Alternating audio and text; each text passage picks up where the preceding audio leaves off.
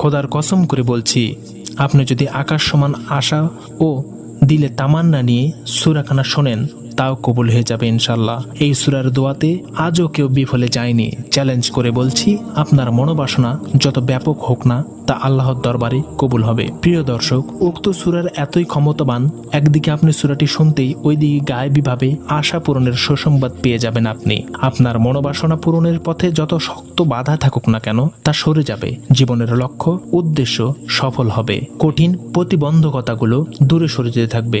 আল্লাহর অসীম রহমতে উক্ত সূরার বরকতে আপনার বালা মুসিবত বিপদ আপদ গুলো দূর হয়ে যাবে। আপনার জন্য অফুরন্ত রিজিক এমন ভাবে আসতে থাকবে যে আপনার কোনো অভাব অনটন থাকবে না। দীর্ঘদিনের পেরেশানি ও দুশ্চিন্তা দূর হয়ে হৃদয়ে শান্তি নেমে আসবে। প্রিয় দর্শক, আপনার জীবনে যে স্বপ্নটি কোনোভাবেই পূরণ হচ্ছে না, অনেক চেষ্টা পরিশ্রম করছেন কিন্তু কোনোভাবেই লাভ হচ্ছে না, উক্ত সূরার ওসিলাই মহান রবের কাছে কবুল হয়ে যাবে। তাই আপনি যদি আল্লাহর মহান এই সূরাখানা পরিপূর্ণ না শুনে চলে যান, তাহলে আপনার কোনো কাজই বাস্তবায়ন হবে না, বরং আপনার যে উদ্দেশ্যগুলো সফল হতে যাচ্ছিল, সে স্বপ্নগুলো পূরণ হতে যাচ্ছিল, তা আবার বিগড়ে যাবে। তাই আল্লাহর দোহাই দিয়ে বলছি, যেহেতু আপনি ভিডিওটি প্লে করেছেন, ধৈর্য ধরে ভক্তি আর বিশ্বাস নিয়ে কেবল একবার শেষ পর্যন্ত শুনে নিন। দোয়া করছি মহান রব যেন আপনার সকল হৃদয়ের মনোবাসনাগুলো পূরণ করে দেন, হৃদয়ের সকল আকৃতিগুলোকে গ্রহণ করে নেন।